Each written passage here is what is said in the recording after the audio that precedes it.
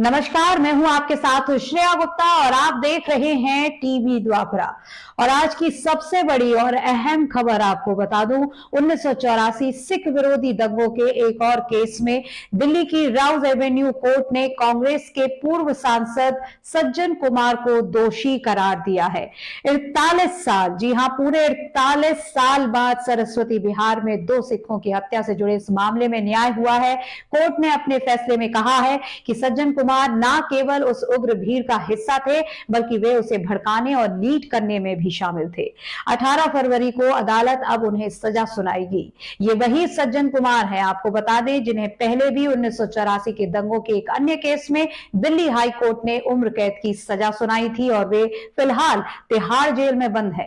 तो आज के इस विशेष बुलेटिन में हम आपको बताएंगे क्या था 1984 सिख विरोधी दंगों का भयावह सच, सज्जन कुमार पर क्या थे आरोप और कोर्ट ने क्या कहा, 1984 के दोषियों को सजा दिलाने के लिए सिख समाज को कितनी लंबी लड़ाई लड़नी पड़ी और आखिर कब मिलेगा इस दर्दनाक त्रासदी के पीड़ितों को पूरा इंसाफ। आइए सबसे पहले आपको 1984 सिख विरोधी दंगों की पूरी कहानी बताते हैं, लेकिन उससे पहले, आगे बढ़ने से पहले, देश और दुनिया की तमाम खबरों से अपडेट रहने के लिए आज ही टीवी द्वापरा को सब्सक्राइब कर लीजिए और बेल आइकन के बटन को जरूर टैप कीजिएगा। और अब ये कहानी जो शुरू होती है 31 अक्टूबर 1984 को, वो दिन जब पूरे देश की राजनीति में भूचाल आ गया था। तत्कालीन प्रधानमंत्री इंदिरा गांधी की उनके ही सिख अंगरक्षकों ने गोली मारकर हत्या कर दी। इस हत्या के बाद पूरे देश में, खासकर दिल्ली में, सिख समुदाय के खिलाफ सुनियोजित हिंसा भड़की। हजारों सिख मारे गए, उनके घर जलाए गए, उनकी दुकानें लूटी गई, महिलाओं के साथ अत्याचार किए गए। पीटीआई की रिपोर्ट के मुताबिक सिर्फ दिल्ली में ही करीब 2700 सिखों की हत्या कर दी गई, जबकि पूरे देश में यह आंकड़ा 3500 के पार था। कहा जाता है कि यह दंगा नहीं था, बल्कि एक सुनियोजित नरसंहार था। दिल्ली में भीड़ को भड़काने का आरोप कांग्रेस के कई बड़े नेताओं पर लगा था और उनमें एक नाम था सज्जन कुमार का। अब बात उस केस की जिसमें आज सज्जन कुमार को दोषी ठहराया गया है। तारीख थी 1 नवंबर 1984। दिल्ली के सरस्वती बिहार इलाके में उग्र भीड़ ने जसवंत सिंह और तरुणदीप सिंह के घर हमला किया। पहले लूटपाट की गई, फिर दोनों की हत्या कर दी गई और अंत में उनके घर में आग लगा दी गई। पीड़ितों के परिवारों ने सज्जन कुमार का नाम लिया और केस दर्ज हुआ, लेकिन इंसाफ मिलने में 48 साल लग गए। दिल्ली की राउज एवेन्यू कोर्ट ने 12 फरवरी 2025 को कहा कि इस केस में पर्याप्त सबूत है कि सज्जन कुमार भीड़ का नेतृत्व कर रहे थे और हिंसा भड़का रहे थे। कोर्ट 18 फरवरी को सजा सुनाएगी और ये कयास लगाए जा रहे हैं कि उन्हें आजीवन कारावास या फिर उससे भी कड़ी सजा हो सकती है। साथ ही आपको बता दें, 1984 के दंगों में सज्जन कुमार का नाम सिर्फ एक केस में नहीं आया, बल्कि उन पर 3 से भी ज्यादा केस दर्ज हुए।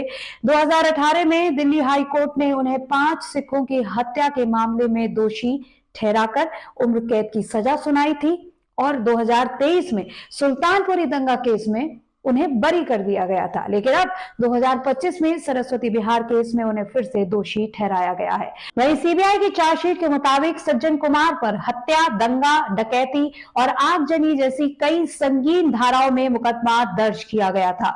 आईपीसी की धारा 147, 149, 148, 302, 308, 323, 395, 397, 427, 436 और 440 के तहत उन पर मामला चला, लेकिन न्याय पाने में लंबा वक्त लगा, क्योंकि 1984 में ये दंगे हुए, 2000 में नानावटी आयोग बना, 2005 में सीबीआई ने केस दर्ज किया, 2018 में पहली बार सज्जन कुमार को दोषी करार दिया गया और 2025 में सरस्वती बिहार केस में ये फैसला आया। अब सवाल यह है, क्या ये हमारी न्याय प्रणाली की सबसे बड़ी नाकामी है, जिसके चलते सिख समाज ने दशकों तक इंसाफ के लिए संघर्ष किया, कोर्ट के चक्कर काटे, सरकारों से अपील की और आखिरकार धीरे धीरे न्याय की रोशनी उन्हें अब दिख रही है।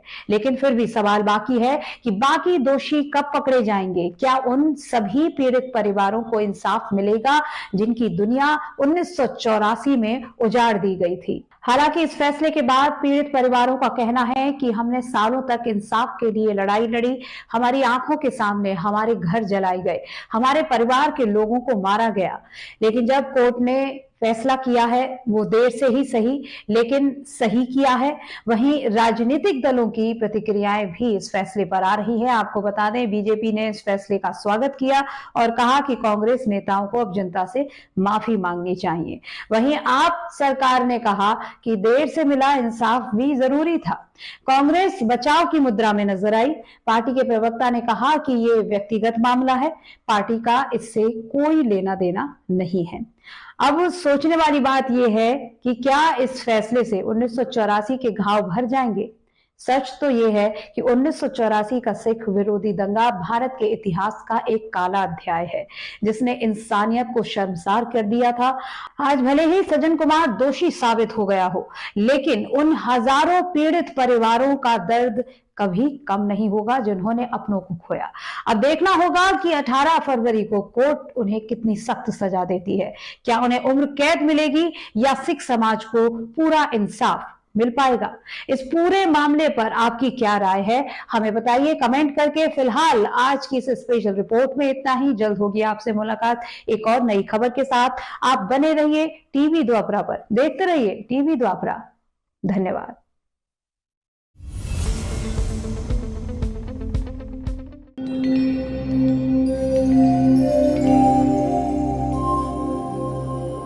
टीवी द्वापरा, संभवामि युगे युगे।